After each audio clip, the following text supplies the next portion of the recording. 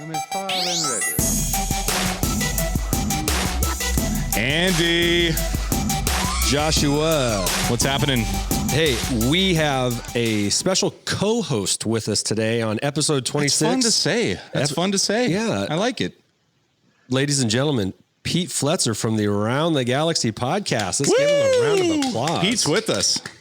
Hello, gentlemen. How are you? Doing quite well, Pete. It's been a busy weekend for Star Wars fans, and especially for fans of the toys that Star Wars makes. Oh, my goodness. We had Triple Force Friday. Triple, yeah. Not double. Not a single, not a double. Definitely a triple. Yeah. And we purchased some toys this weekend. Yeah, I Josh. hit for the cycle on Triple Force Friday. Yeah. Just so you know. Yeah, and Pete, I know you got a few things, and I got some things, and we'll get into that just a little bit. But you can find the Holochronicles podcast on Twitter at Holochronicles, on YouTube, and on Instagram at Holochronicles. Yeah, and all major podcast platforms.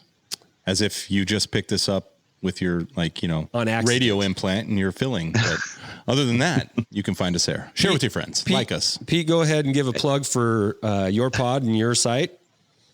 Sure. Yeah, I am Around the Galaxy, and you can find me, much like you guys, on all the major podcast outlets. And you can find me on Twitter, trying to stay out of trouble, at ATGcast, best place to get me. And also have atgcast.com if you want I don't know, more than I'm giving you on Twitter, which I think is probably, I don't think there's many people who's going to want more than that. But yeah, some of my writing and stuff like that is over at atgcast.com. But the podcast is really where we have the most fun. Where your bread's buttered. Where the magic happens. Where the magic happens. Yes. Thank you. I always think of MTV Cribs when I hear that phrase. This is where the magic happens. Yes. Yes. Hey, we're definitely going to get to a little magic in a little bit on this podcast. But first, a collector tip. Hello, what have we here? Collector tip. So on this podcast, we don't do it every week, but we usually try to give a collector tip because we are a podcast for Star Wars collectors primarily. That's kind of where our niche is in this Star Wars universe, what we like to call Twitter. And yeah. Is that the Star Wars universe? That's where we hang out. The galaxy is in a sad state. Yeah. Yeah. But today's podcast collector's tip actually stems from a conversation you and I had, Pete, just the other day. You were explaining that you had run out of room on your shelves or wherever you were keeping your Funko Pops. We were talking about that lately because that's all I seem to be talking about. Tell me about it. Yeah, you've even gotten some, Josh. I know. You're kind of on the sly here with your Funko. What you get when it's over. That's how it starts. Dang it. But anyway, Pete, you were telling me that your wife had graciously allowed you to use one of her shelves. Yes. From the basement. You actually got to pull it out and put some Funkos on it. And then you were complaining to me. I guess it really wasn't a complaint, more of a longing sigh that you could use a little more space. You've run out of space on your shelf already. Yeah. And it's a problem that collectors of any size eventually run into. And that is if you included. Yeah. 100%. If you have items like Funko Pops or Black Series figures, or even the vintage 3 3/4 inch figures, if you have rows of them displayed on a shelf, what eventually ends up happening is that you can only see the ones that are in the front. And there's some really good ones in the back too that you'd like to see, but because they're behind the first row, you just can't see them. And so what I had made a suggestion to you is that you can just get 1 by 1 little wood boards or pieces of wood. Sticks. Boards. And you can just rattle can them black, whether it's shiny black or flat black, doesn't matter, or make it blend whatever color your shelf is or the wall that you're putting it up against. And just put these little, if your shelf is wide enough, like the picture that you sent me, Pete, your shelf looked like it was maybe 4 or 5 inches wide. That's Yeah, from front to back, it's about Deep, 4 or 5 inches deep. Yep. So you could probably fit definitely 2, maybe 3 tiers of Funko Pops. And if you had the vintage figures, definitely 3 layers. Put a strip down, and then, you've elevated a row so that now you can see what's behind that first row. And so it's sort of like a step sort of thing. And actually, I haven't done it yet, but I will absolutely send you guys photos. But I plan to get some board, run down to my local Home Depot and grab, do the quick measurement and get, 1.5 inches or 2 inches deep, so I can stack them and create sort of a stairway. In this case, I'll have 3 rows on the bottom and 2 in the middle and 1 on the top. See, that's awesome, because maximizing your space is important to a collector, right? Because there's only a finite amount of space. Even if you are blessed to have a room to put things in, you still, if you're any sort of a collector of any size and space, you run out of space. Yeah, and that's a good tip. That's a good tip. That's a DIY tip for sure. You can do that on pennies on the dollar. You're talking maybe $10 to $15. Less than that. Less than that. Well, I'm going like $7-8 for the rattle can. That's where I'm at there. But there's also solutions for you. We've talked about them before. I think it's Ian's Displays. They sell a 2-tiered acrylic. So if you want to, if you're looking, if style is your objective, well, actually, I shouldn't even say that, because the black boards look great. Like, they actually hide, especially in the shadows of a cove or a shelf. So yeah, but there's also some acrylic options out there too. That's where I'm at right now. I definitely need to go multi-level. I bought some square shelves, and everything's at the front, and I've got so much stuff to display, I have to put them in the back. So I love that tip. Yeah, it's practical and cheap. I think it is cheap. It is. Acrylic's going to be more expensive for sure. Right. All right. So there's your collector tip, guys out there. If that's something that you have done or you plan on doing, shoot us a picture before and after, and we'd love to see it. And we feel for you. And you can shoot us a picture in another week when you readjust your collection again. Yeah. Yes. And the week after that. And the week after that. Well, and then you get to do like I'm doing right now. And I'm like, do I break them up? I don't even know how many. I keep looking over at them. I don't know how many I have, but do I break them up by? Do I sort them by trilogy? Do I sort them by good guy, bad guy? Do I sort them by droid, creature, human? I don't know. And it will probably change week to week. Yeah, the answer is a distinct yes. You do all of that. There is no wrong answer. And you just rotate through. Yeah, that's great. In fact, you could have your kids decide for you for 1 month, and then they can be invested in it. Speaking of your kids, Pete, you went to the New York City Comic-Con recently. Was it in New York City? It was in New York City, yeah, over this past weekend, Thursday through Sunday, but I was there on Friday. You went on Friday, right? Yeah, I just did one day. Yep. And we wanted to have you on just because, I've only been to the Rose City Comic-Con in Portland. I've done that a couple times. Josh, what have you been to? I went to SummerCon, which is technically Seattle, but it's the outskirts of Seattle. And then also Rose City. And then I've also been to one in Seattle, but kind of not like I wasn't going there for that reason. I happened to pop in for an hour. Okay. So I wanted to hear what was going on at the New York City Comic-Con, and if you could share a little bit about that and what you saw and what was cool and how. Now, did you take both your kids or just one? I just brought my daughter. I just brought my 10-year-old daughter. Yeah. Okay. Well, how was it? It was a blast. I had no idea what I was getting into. Quite honestly, I've never been to New York Comic-Con. The only comic shows I've been to have been fairly local and small, manageable. And this is, of course, this is. I can't even tell you how many people are there. They won't even tell you they're there. Somebody was telling me that. They don't track the number of people that come through because it's illegal. The number of people coming through the Javits Center. They're exceeding the fire code? It's exceeding fire code, yeah. Oh, boy. And I can definitely see where that was because we got there as the doors opened on Friday.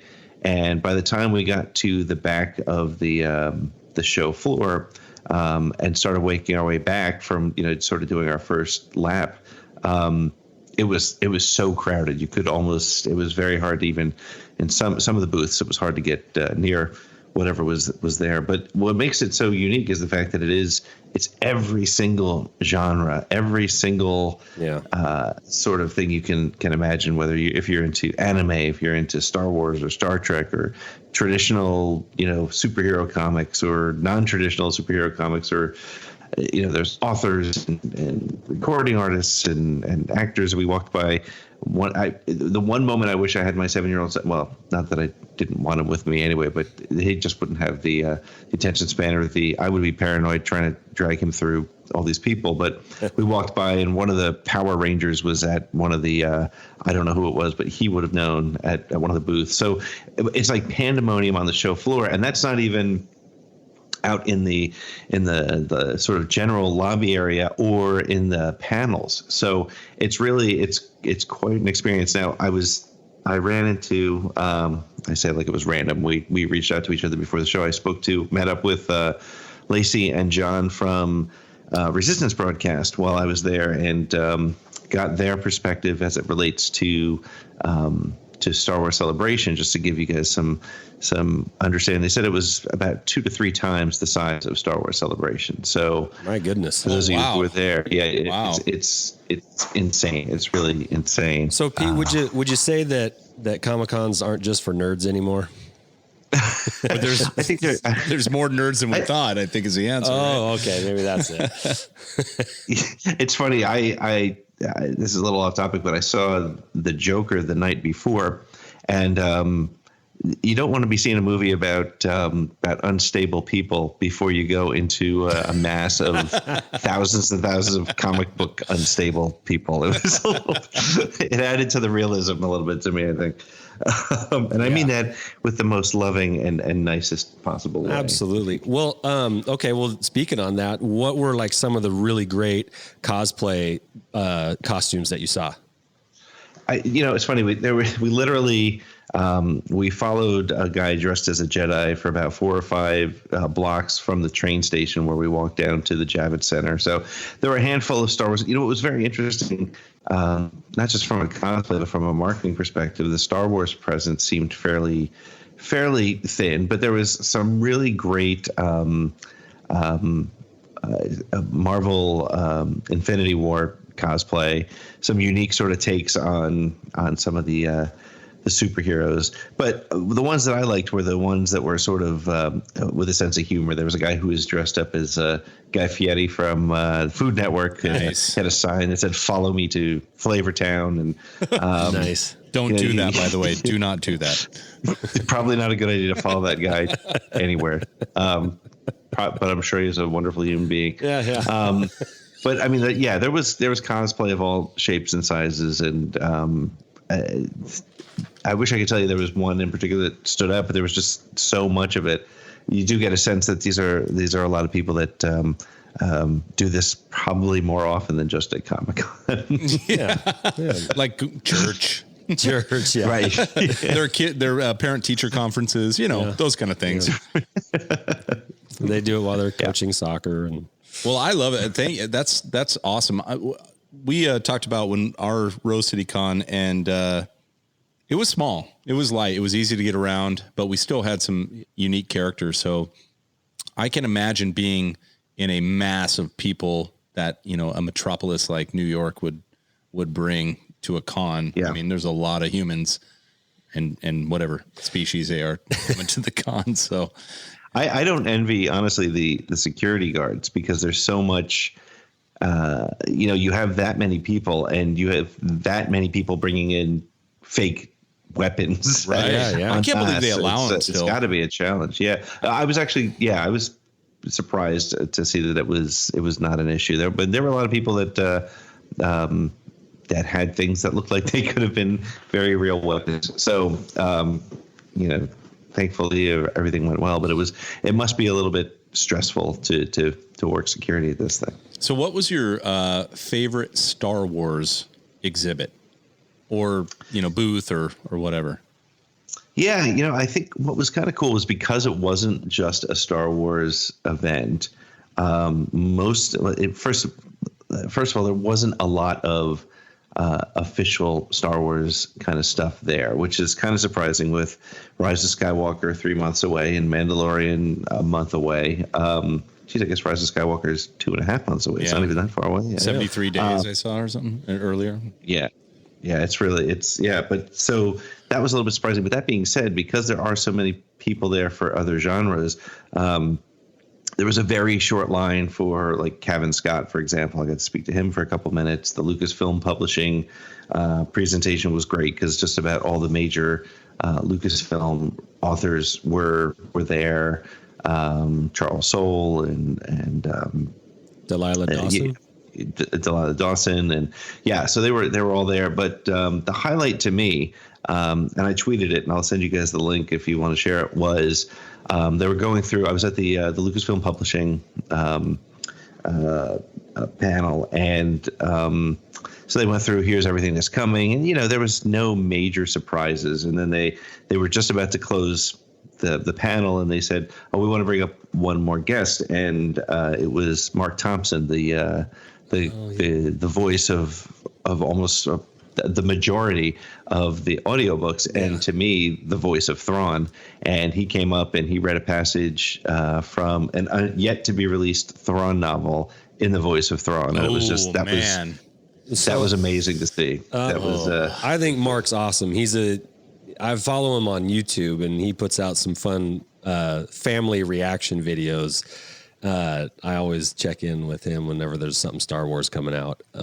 But it's funny that you say that you see him as when you see Mark Thompson, he's the voice of Thrawn to you. To me, he's the voice of Yoda. Yeah, he does a phenomenal Yoda too. Yep. Doesn't he do a great Han too, though? He does a fantastic Han Solo, right? Or no? I don't know about that one. I got to go back and check. I think I usually pull these out and I feel like I'm wrong, and then I go back and I'm right. But I think he does a good Han Solo too. Yes, just to be clear, John Ratzenberger was Ham. Yeah, you're right. I was right the last time. I got convinced by you. But anyway, thank you for putting it out. I wasn't going to point that out, but when I heard you guys talking about Mr. Potato Head, I was like, no. Did you see how easily I rolled over though? I got to stand my ground. I got to stand my ground, especially on the pigs. But yeah, so it was interesting because there wasn't a lot of Star Wars. Actually, I have to say some of the best part was meeting a handful of the podcasters that I've gotten to know through the world of Twitter, which of course, as we all know, is the Star Wars universe. And I did get to like that callback there. That's pro right there. We're talking to a professional here, ladies and gentlemen. Yeah. But I got to meet a handful of other podcasters that happened to be in the area, which was really great to kind of to put a face and a handshake to the Twitter handle, and that's always a really cool experience. And but again, I was as a Star Wars fan, I was a little bit disappointed in the lack of Star Wars, but it was cool on the floor to see all the collectibles, and literally just about everything you want you could probably find there. So it was luckily I went with my daughter, so I didn't have the time or the attention span to go digging, or I would have spent way too much. And we ended up spending more money and time after we left the conf and stopped at a GameStop and a Target on the way home for Triple Force Friday. Oh, beautiful. That's a great segue. That's an excellent segue. What a pro. Just setting us up and we're knocking them down. So Force Friday, for us, Pete, Josh and I really tried to network with 4 other people. All right, who's going where and what time, and just keep an eye out for these things for each other. Right. So I kind of knew what this little group of us were going for, but I just didn't know where and when we would all be there. And so before work, essentially before I had to head to school, we met at Target. Josh and another guy, George, and myself, we met there, and we got in line with 4 other guys. There was 7 or 8 of us there. Max, shout out to Max and shout out to Sam, guys. Yeah, give them up. They might be listening right now. Yeah, who knows? We handed our card out, which was, I don't know, I think I wrote on the back of a receipt or something, or handle. And these are, all local guys that a couple of them I'd cross paths with on OfferUp, just buying and selling. Anyway, they're my peoples.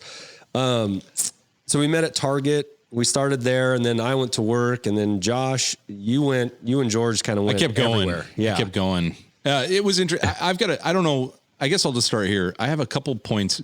One point was I was a little surprised at the lack of attention to the day. Now, and that is countered by, and what I mean by that is the retailers themselves, but that was countered by the attention. I felt like a giddy, almost Christmassy type of feeling. Now, Pete, I know you were, distracted on that day by going to the con, which makes sense.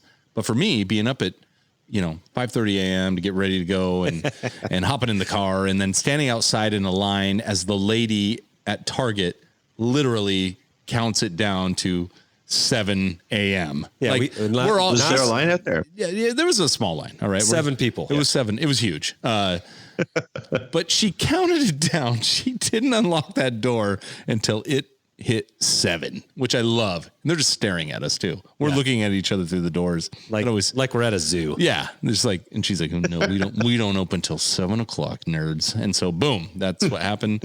And then there was this mild mad dash to the area we knew was going to be there. And it was weird because then we all showed up at the same point, even though we took different routes. Yeah. And then we all kind of went like, what do you look for?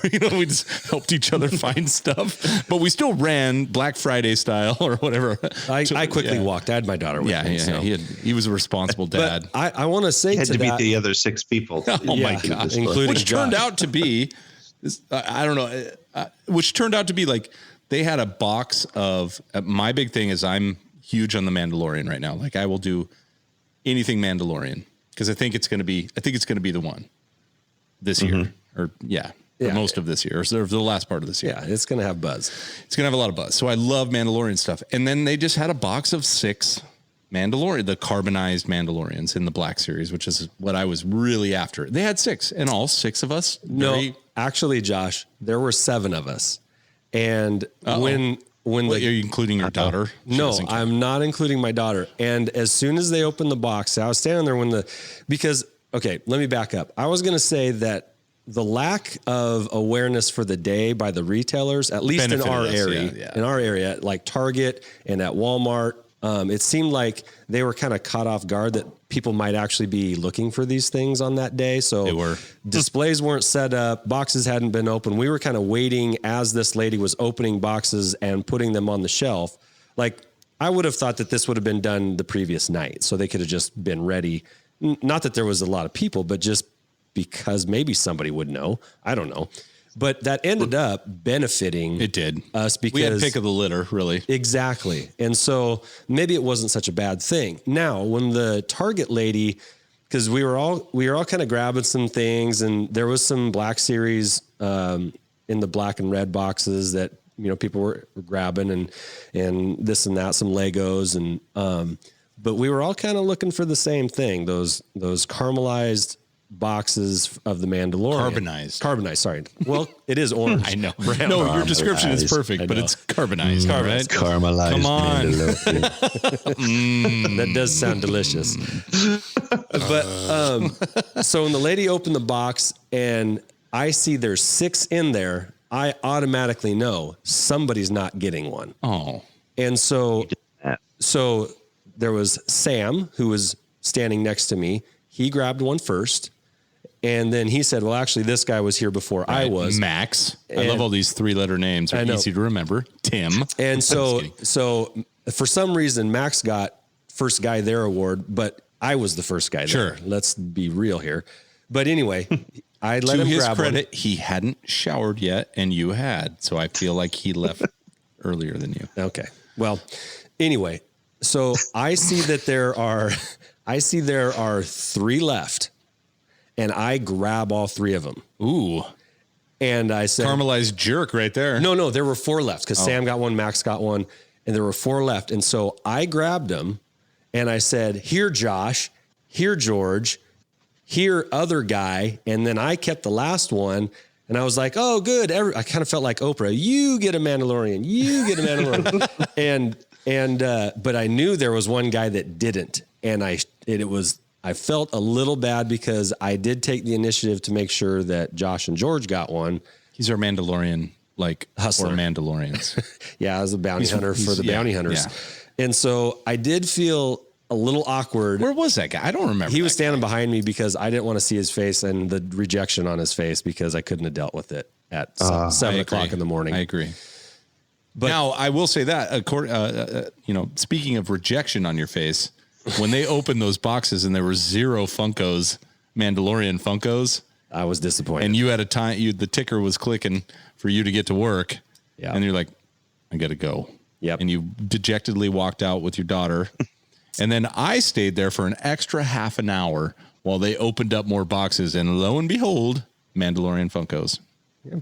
You're welcome. Mandalorian Funkos. Right, Pete? And that's what friends are for. That's a BMB. That's right. And they also had the graffitied Boba Fett Funko. Yeah. The Target exclusive. Ooh, in an acrylic case. You got that, Pete, right? You grabbed one of those. Acrylic? No. Oh. No. Well, we got one for him. If only you knew somebody that did. Well, what I was hoping to grab was the 10-inch Boba Fett. Yeah, he Funko. didn't exist at that Target. He did not. And I'm not surprised that he didn't exist because our Target is relatively off the beaten path. It's off target, to be honest. It's off target. Off target. But it's funny. There were a handful of things that I was reading on Twitter just about a lot of stores that weren't prepared. And there was one guy on Twitter said that he went into his Walmart, and the guy said, yeah, we haven't put that stuff out yet. And the guy's like, yeah, but I'm here to get the stuff. And he's like, yeah, we'll get to it later. And, they weren't going through that. Oh, that's 100%. And, yeah, it's very strange. I mean, you think about I don't know what it is. Is it the toy industry that's not doing as well, or is it a lack of excitement, or is this not the thing that people do anymore? Or because Andy and I had been chatting that evening, and he was telling me about some stuff he found at Walgreens, and I went to my Walgreens the next morning. And I didn't see anything, and I sheepishly went up to the Walgreens lady and I said, "So this is gonna sound really nerdy, but did you guys get any special edition Funko Pops?" And she's like, "Oh yeah, we got those in the back. Hold on a second." And then she went in the back and she brings out the box. She's like, "I didn't even know what to do with these things," and there were, but it was weird because it wasn't just Star Wars stuff, so I had to grab what I could out of that, but. It just seems like the mandate from the distributors or the marketing teams or whatever was sort of like, we're going to do some promotion for this. It would be nice if you did versus, it's required for the licensing or something. Here's what I'm going to say about that. And I agree with you because at some point you want to try and blame the retailer, Target or Walmart, which you can't, because what we found at Target was that there were, let's say, 20 boxes of Star Wars stuff. But there were 50 boxes of Frozen stuff, and that was not being put out either. And if you think that Frozen 2 isn't something that Disney is hanging their hat on right now as far as a big, so to me, you have to pass that back to, like you said, are toys not as popular? Which of course they are. Of course they are. Maybe not. I don't know. No, they are, because Black Friday has been going up the last few years. Sure. People spend an enormous amount of money on fireworks every year. Like that stuff. Retail exists still. Retail I think is fine. And I think Star Wars could actually do better. I do too. I don't know what I know that, like, from a Funko perspective, you're looking at limited release or, exclusive at Target or whatever, but there weren't that many toys. You're talking about when we went back in the retro figures, when they came out, that retro re-release. The Target exclusive retro. Yeah. That was pretty big for us. And according to Twitter, it was pretty big for some other people too. And we had a hard time finding them. They literally sent a box of 6, and it was all 6 different figures, or 2 boxes of 6. So I don't know, Pete, you might be onto something. I don't know if you're talking about the marketing machine we've heard about, right? Like we talked about Lucas and how much money he made just on merchandising. You can't think that Disney doesn't understand that, right? Well, they understand it. But here's the deal. As you know, as frustrated as some people were, and for our level of disappointment that maybe things weren't as ready as it could be, or maybe there wasn't as enough. Like you always, like I don't know how do you plan to sell how many that they sold? Like I guess it's better to sell out what you have so the demand is still there than to have so many that they're just always hanging on the shelves. Which they've probably been burned by a few items, especially with the Solo merchandise. Yeah, as much as that I love Solo, those are the toys that you saw on the hooks.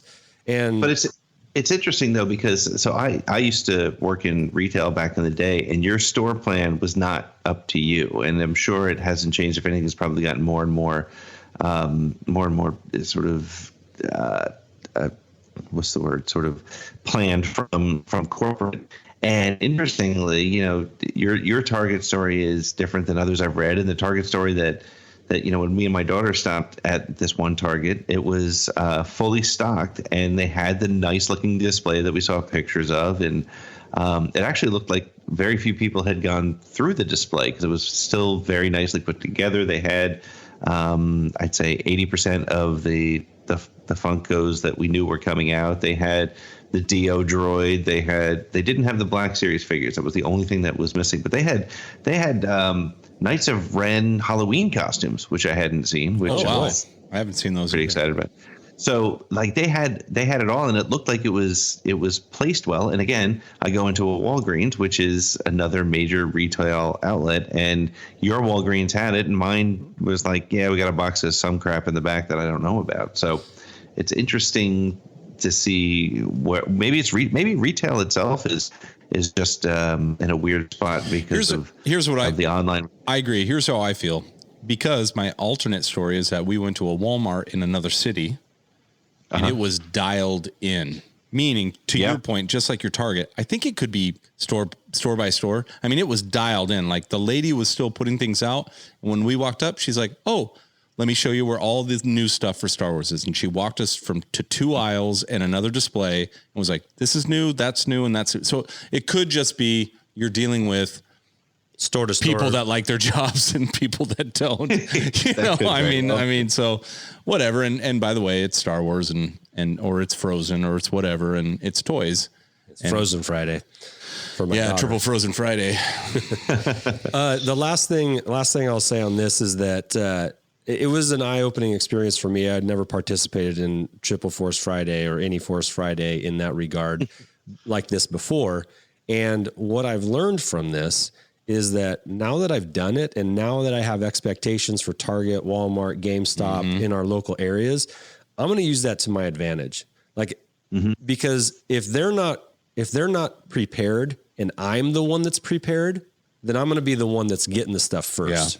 Yeah. And good point. If you have an expectation now of that Target, Pete, or the GameStop that you went to, you can use that for future purchases. And so, and it's always good to know somebody that works there too. That's a good collector tip too. There it is. Well, yeah, I had a mole, but it didn't help too much.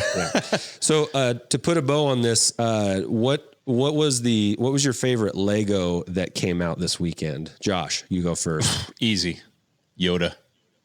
That Yoda is about 2 feet tall. Yeah, it doesn't matter. Even if, so maybe a foot and a half, 2 feet. Well, if you include the saber, whatever. But that Yoda, the thing I liked about it is because it's not a special collector series, but it comes with a plaque.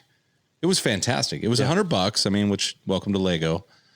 But it was, but it's cool. He kind of looks a little bit like a gremlin. A little bit. Yeah, he does. But that's all right. That's Lego trying to shape an eye. I mean, I'm super stoked about it. It's something that my daughters and I have recently picked up. I'm actually looking at a table where we're almost done with the Tantive 4 Lego that we're all putting together. It's awesome. Blockade Runner is perfect. So I like Legos. I'm actually more in the Lego zone, and you're trying to drag me into the funk hole, and I don't want to go down there. But Pete, was there a Lego that you saw that stood out for you? Yeah, and so there were Well, first of all, I think so. We also went to a Lego store on Triple Force Friday, and I saw the $700 Star Destroyer in completed form. And Wow. That did not help me not want to buy it, but I still haven't done it. I still have shown a little restraint. But the one that I got that I liked is the A-Wing, the new A-Wing from Rise of Skywalker. That was the one I was going to say too, Pete. Yeah. I like that it was red, and it's a little reminiscent of the old die-cast red A-Wing from 1980, I think it was. So yeah. I appreciated that it was red, but I also like the figures that came with it too. I got to tell you, Legos are not on my, or have not been, but the interaction you have with creating a toy is, it's really fun. It's addicting. It's fun. Like my daughter and I told this story. My daughter and I were just sitting down here last night, and we put on a show and just click things together. We just took turns on every other page. Like I'll do this, and then I hand the page over to her, and she does that page, and then I look back, and she's done 3 pages. I'm like, hey, it's my turn, and she hands it back. It's just so much fun. How old is your daughter? She's 15. She still likes putting Legos together with Dad. So there's hope out there, Pete. Awesome. You must be doing something. Yeah, because my Lego collector's tip was going to be to do what I did so I got the Tana V4 for my son in air quotes for his birthday, and I ended up putting it together. Not your son in air quotes, but for your son in air quotes. Right. Right. No, he's definitely my son as far as we know.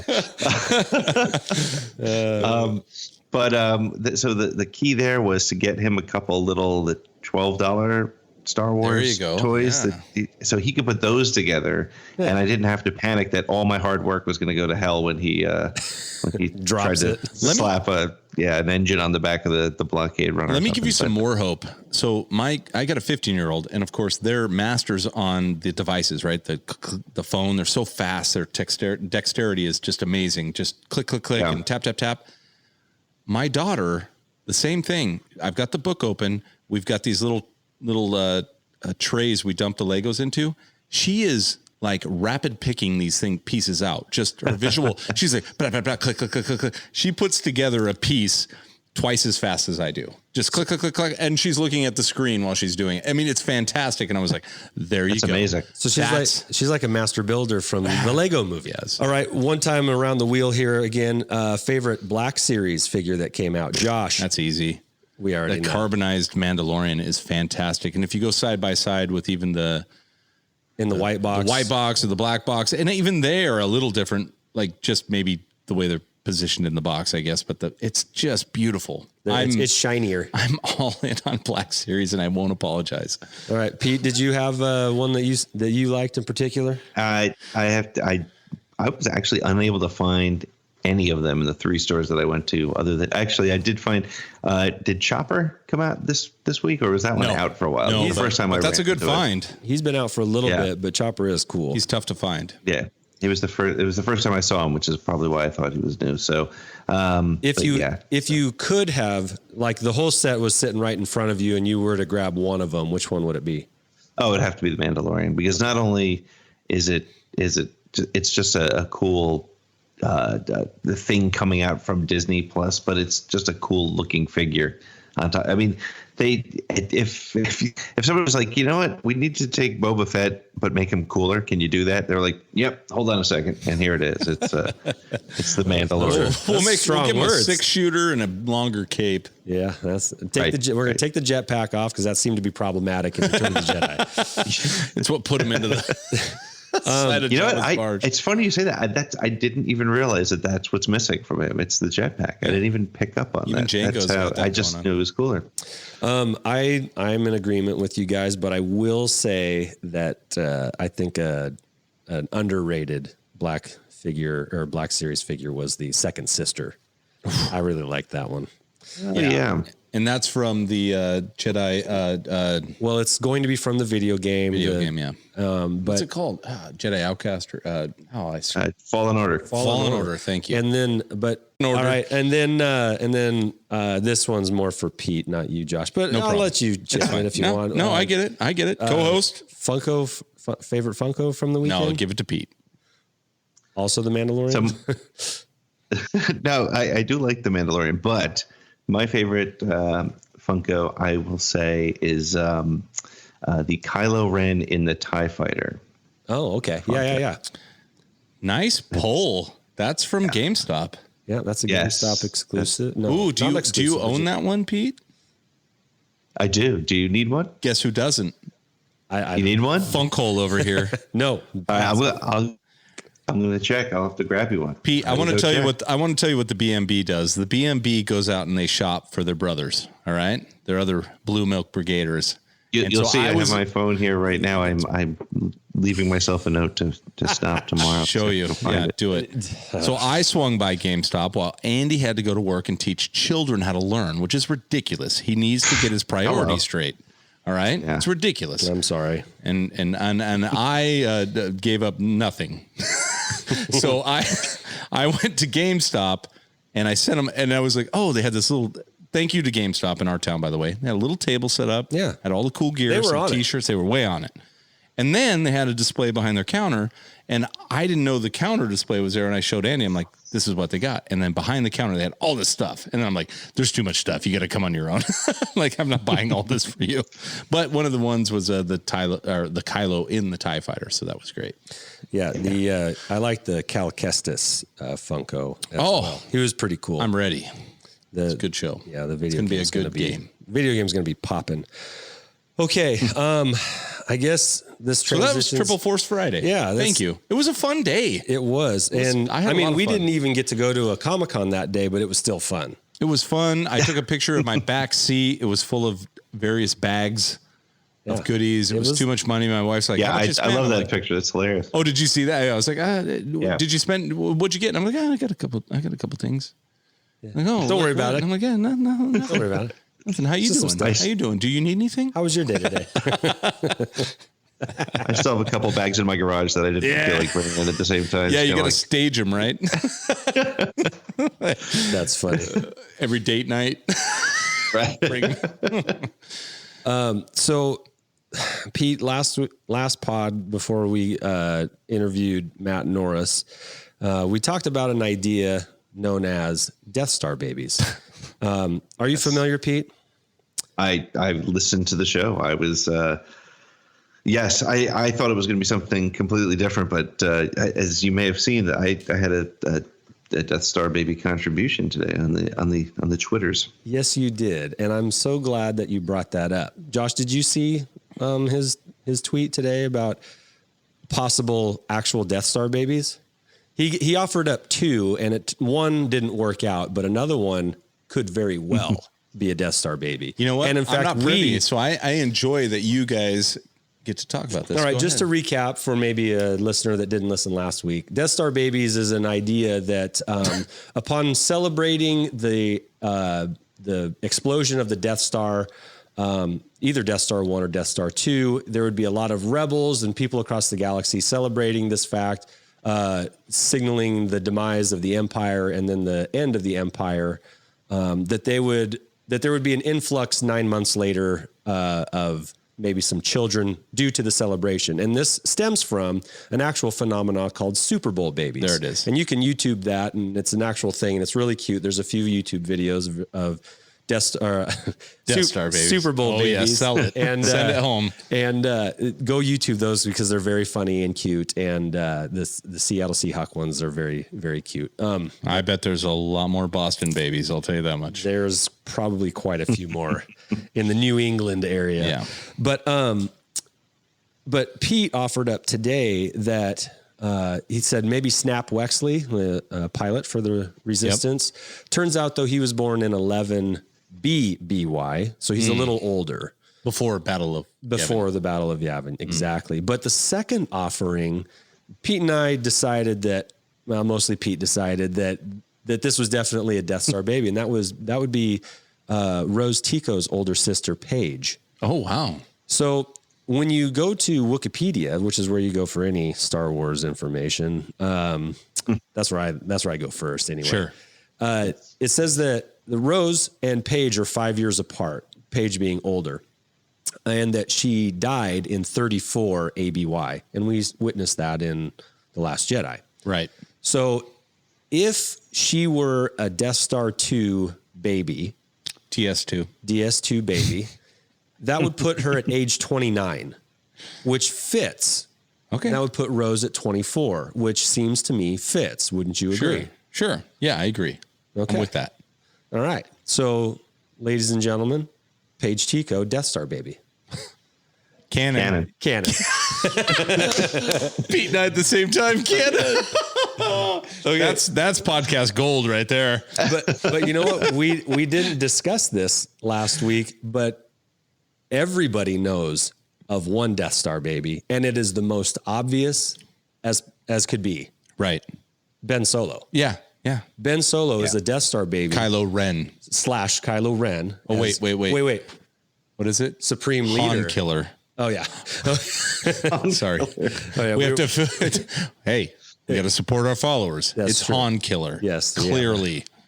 Pete, we have a follower that feels very strongly that Kylo Ren will not from henceforth be called Kylo or Ben, but Han Killer. Hashtag Han Killer. Hashtag Han Killer. Okay. I'm Love you, Matt. Chris Terrio and JJ have already worked that into the script. Oh, good. That's what I guess that you get. All right. Hold on. Big build up here. Don't try and divert. No, but Wikipedia says that Ben was born in 5 ABY, which puts him about a year after Death Star 2.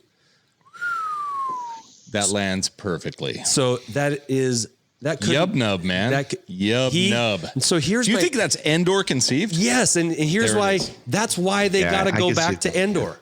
That's why they got to go back to Endor, because that was the last time Han and that's where This is the most ridiculous fan theory ever. Keep going. Okay, He's got to find his binky. but that is where he was conceived in love, in celebration. Look, Leia, this is the package that contained the blockade runner. Exactly. I'm editing that out. Deep cut. But I just think about it. I know I'm being ridiculous, but You are, but I love it. But we're going back to Endor or close to it. And it just makes a lot of sense that Kylo goes back to his origins. Now, hold on. I'm actually going to get serious on you here. Okay. I can't wait. In a book, I forget which one, Pete probably knows if he hears it, but in a book, they talk about the dark essence of the Emperor still existing above the planet or the moon of Endor, where the Death Star blew up, where he died. But right. Who knows if that happened? Air quotes. Right? Legend. And there's so much that when they pass through it, it actually like encapsulates the ship and blah, blah, blah. So yeah. There's a lot going on in Endor. You know what I mean? Yeah. Yub nub. Yes. So side question, Pete, when Ewoks have sex, do they make static? Oh man, I thought Blockade Runner was off key, but you got it. I don't know. What do you think, Pete? Hot take.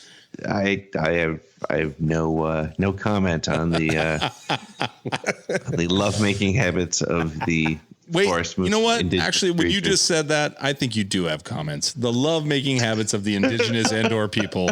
I think that's a fine. Yeah, no, it's fine. Yeah. Sorry, Pete. Welcome to Holochronicles. Well, I guess the question is, do we know if Han and Leia were? This may be going into a weird spot. Were Han and Leia actually ever married, or were they just together? Well, see, in Legend they get married. Yeah, in Legend they get married, but that's a great question, Pete. I don't know if I have the resources to answer that. If an Ewok shaman marries you, does it stick in the Senate? Yeah, I don't know what kind of. That's like the Las Vegas Elvis marriage of the Star Wars galaxy. Oh, Wicked, just like, I'm on your love. It's just coming down the aisle. Yes. 27 credits and you get a photo. Oh yeah. Oh, that's the best. Oh gosh. 27. This is the best conversation we've ever had.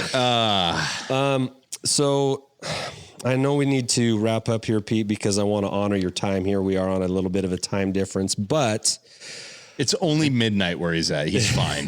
Well, not quite. Well, again, you and I were having a conversation a little earlier about what we might be talking about. And I kind of clued you in on the idea of Death Star babies. And you said, that'd be funny. We should all sing the Muppet Babies song, but just change the words a little bit. And I was like, ha ha ha. And my wheels immediately started spinning. Pete, you should be careful about making suggestions like that to Clearly either Josh or I, because we're just crazy enough to do it. And so I got Never tell me the odds. So I got to admit, a little bit of my day today at school was spent learning the tune to the old Muppet Babies cartoon and changing some of the words to fit the Death Star baby idea. You're welcome, future America. So when we make it big, I want everyone to look back at this and say, make sure Andy doesn't get too big of a head because he did this at one time. Sure. Okay. right. So what I'm going to do is I'm actually going to play the Muppet Babies cartoon intro from 1985, by the way, which was right around Ewoks era. There you go. Yub nub. And I'm going to play the actual Waka waka. Yeah.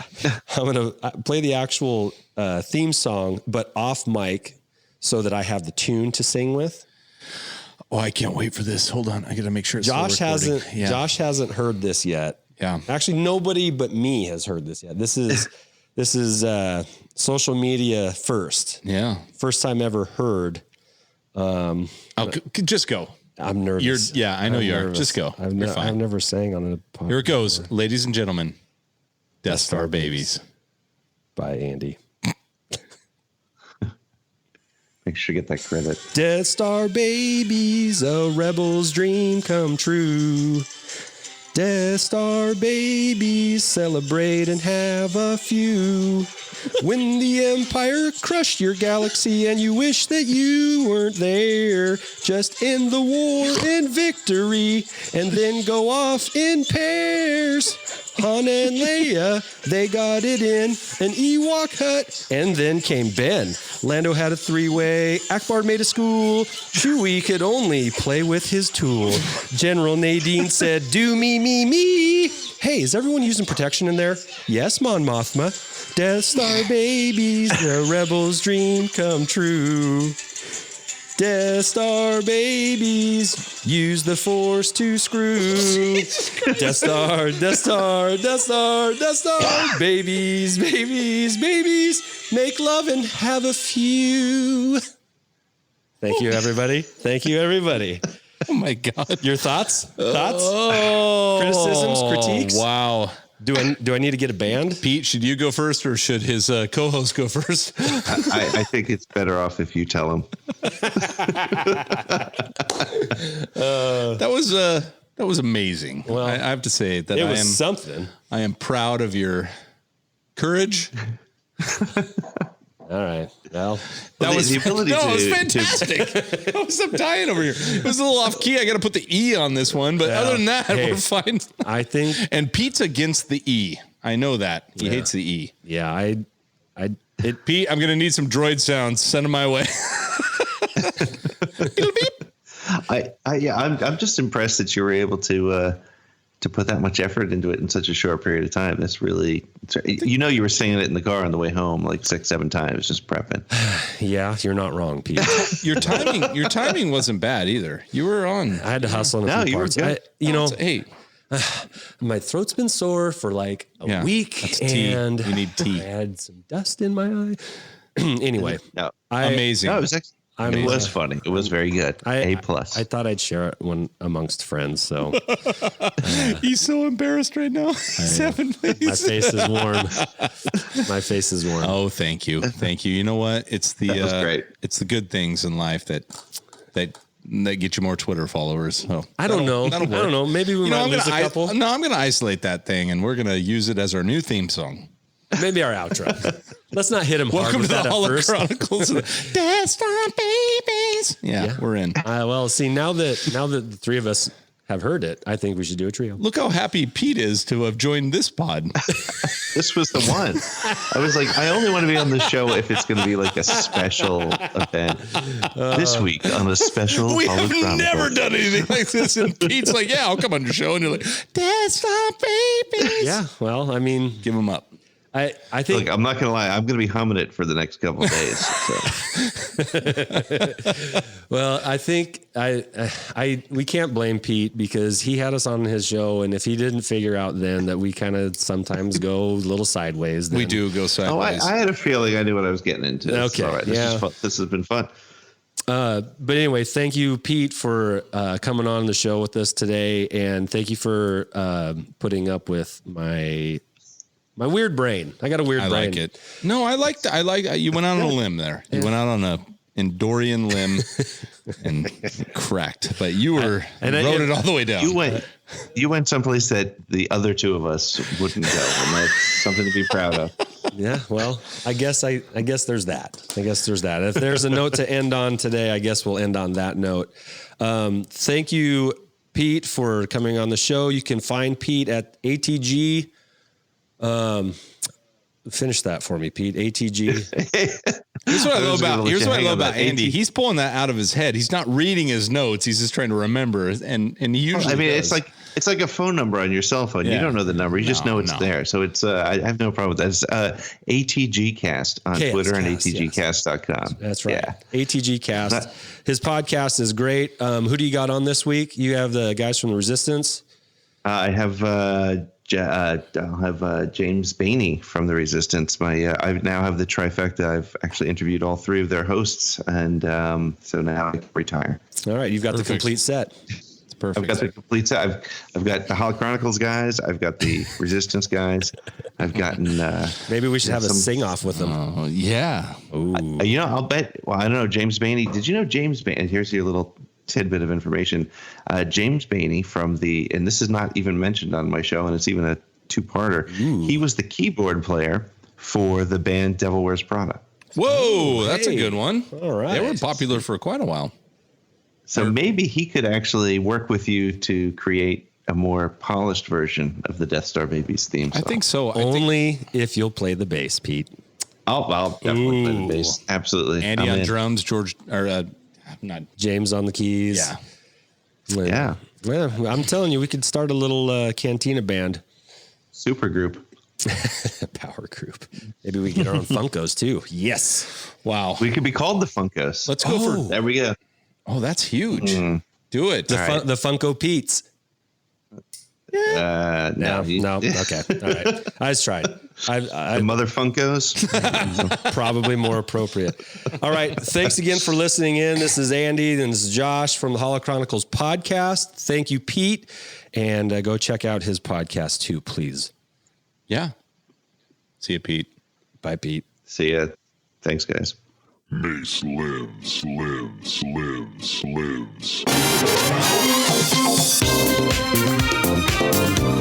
This party's over. What you say, Mace? Take a seat. Oh, snap. For your own good, stay out of this thing. Oh, yeah, Mace. Mace talking big. If what you've told me is true, you will have gained my trust. Mace,